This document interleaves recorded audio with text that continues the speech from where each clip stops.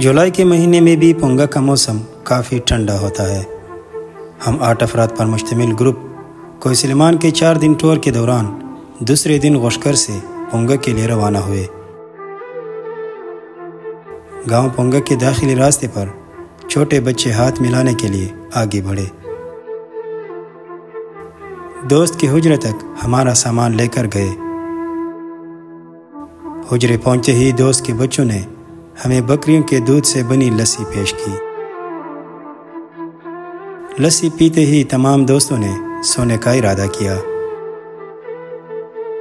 हर कोई मोटी चादर या कंबल ओढ़े बगैर ना रह सके,